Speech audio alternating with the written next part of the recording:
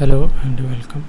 In this video, we are discussing about Java server pages exceptions. So, when you write code in JSP, you can make some errors while writing lines of code. And these errors can be classified into different types.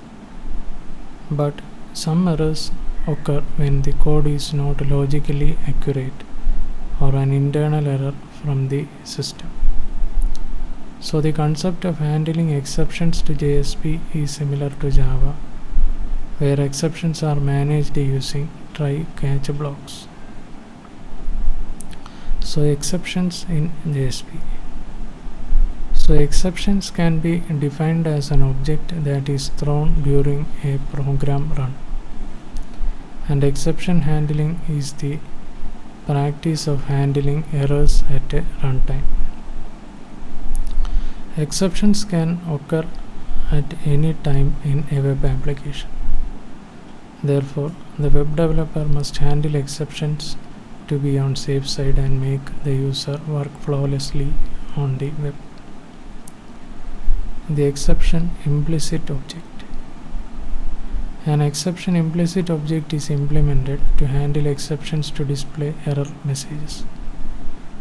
The exception implicit object is an instance of the java.lang.throwable class. It is only available for JSP pages with the isError page value set as true. This means exception objects can only be used in error pages. Types of exceptions in JSP. So there are three types of exceptions in JSP.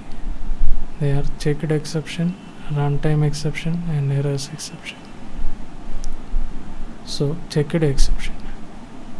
Checked exceptions are a type of exception that is usually a user fault or a problem that cannot be foreseen by the programmer. And this type of exception is checked at compile time. So some common checked exceptions that occur in the programming domain.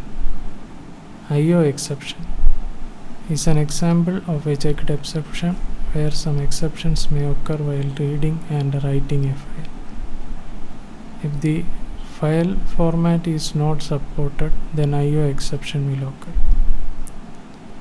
File not found exception is an example of a checked exception where a file in which data needs to be written is not found on that particular path on the disk. SQL exception is an example of a checked exception where the file is associated with a SQL database, and the exception will be if there is a problem or concern with the connectivity of the SQL database. Runtime exceptions can be defined as exceptions evaded by the programmer, and they are left unnoticed at compilation time. So some common examples that occurred in programming domain. Array index out of bound exception is a runtime exception and occurs when the array size goes beyond the elements or index value set. Null pointer exception, example of runtime exception raised when a variable or object is empty or null and users or programs try to access it.